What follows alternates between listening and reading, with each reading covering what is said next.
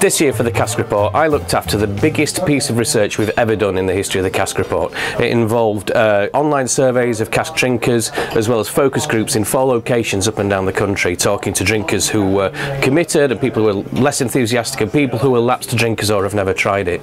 In addition, we did some licensee research and asked them about their real attitudes towards cask, both personally and professionally. And then we looked at as much research as we could gather from all over the industry, from people who've looked at cask before. When I've looked at cask research before, there seems to have been a disconnect between what people are saying about cask and their true behaviour, and I think we've uncovered why that is. There's an enormous wealth of fondness for cask ale. It's regarded as a British institution. If you talk to people who don't drink it, they say, well, a proper pub should have it, there should be old men at the bar drinking it, it should be served warm, into big foaming tankards, and you say, well, that all sounds great, are you going to drink it? And they say, no, I'm not, but that's what a proper pub should have. It's like going for a curry and thinking, well, I'm only going to have a mild curry because I don't like spicy curries, but if a Vindaloo isn't on the menu, it's not a proper curry house. It's not a proper pub if it doesn't have cask.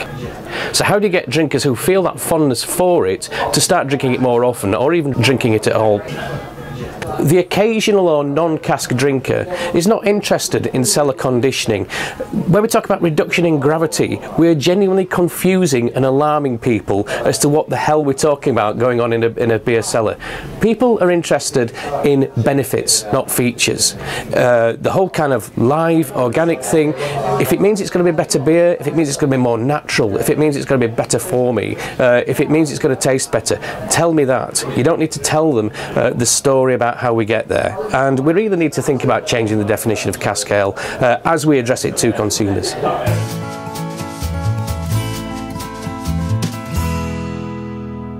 It would be no surprise if I said that quality was the biggest issue facing cask ale at the moment. We all know that. But quality for the consumer is seen in quite a different way than it is for the industry. The Cask Report every year talks about proper cellar temperature, about glassware renovation, about line cleaning and so on. That's not what quality means to the consumer. For the consumer, for the drinker, quality is this kind of vicious cycle. They're not very aware of cask, they don't know very much about it. When they drink it occasionally, they get a pint. If they don't like it, they don't know enough to say if that pint is simply a taste that they don't like or whether there's something wrong with the pint. Therefore, they don't have confidence to take it back to the bar. So bad quality pints are a huge hidden problem. Only 40% of consumers complain if they think they get a bad quality pint, and that is only a fraction of the people who are unhappy with their pint but don't know why.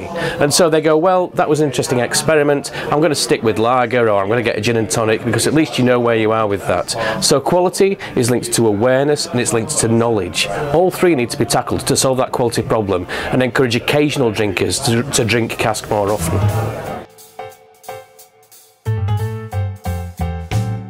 Now, there are many different aspects to quality. One of the key ones that we found is temperature. Now, we all know that the recommended serving temperature for cask ale is between 11 and 13 degrees.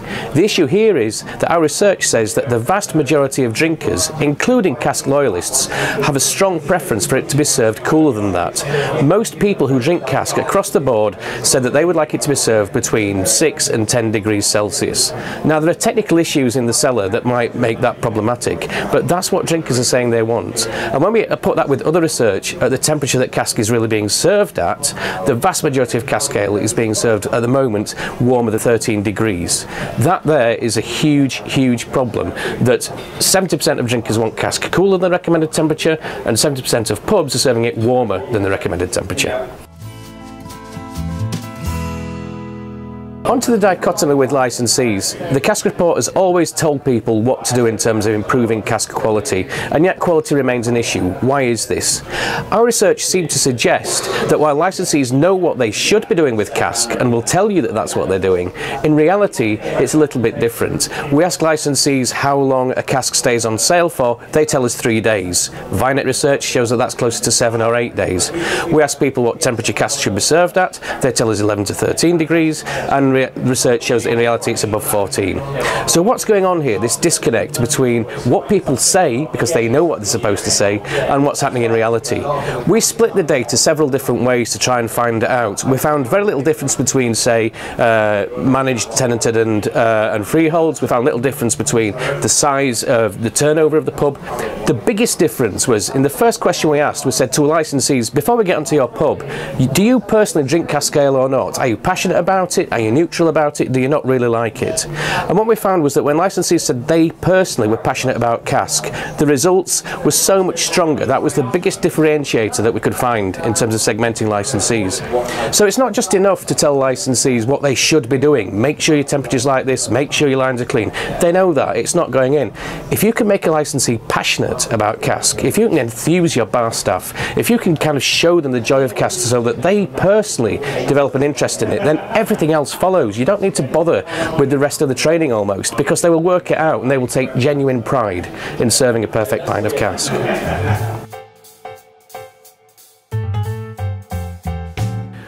When you look at a lot of the cask training that exists, it's about process, it's about learning the answers. I'm a qualified cellarman, which terrifies me because I wouldn't know what I'm doing, but I learned the answers for the test. Now it's a very different thing for someone to be able to learn the answers to a test so that they can pass it, and actually kind of instilling it and believing it and acting upon it. What we found when we did our research is that if we segmented licensees by those who say they personally, genuinely love cask ale versus those who drink it every now and again and those who don't actually like it, that's the biggest differentiator to the true quality of cask in an establishment. So instead of just telling people things, processes to learn by rote, if instead we focused on really trying to open people up to the beauty of cask so that they get personally enthused by it, so that they actually become passionate about it, that is the easiest way to train people. The rest of it will follow very naturally if you make people proud of it and passionate about it in the first place. So from weeks of research, we can distill it down to 4 key points. Firstly, there's a lot of latent affection for cask. We need to do more to turn that into action among drinkers. Secondly, temperature. If you want to sell more cask ale, serve it at the temperature the consumer wants to drink it at. Thirdly, when we talk about quality, quality is part of a triangle with awareness and knowledge. All 3 need to be improved simultaneously to make consumers feel that cask is more of a safe bet and not the risk it currently is. And finally, among staff, they know what the process is. They know what they're supposed to be saying. The big difference is if we can create passion and instill genuine love of cask, which makes all the process follow on from it.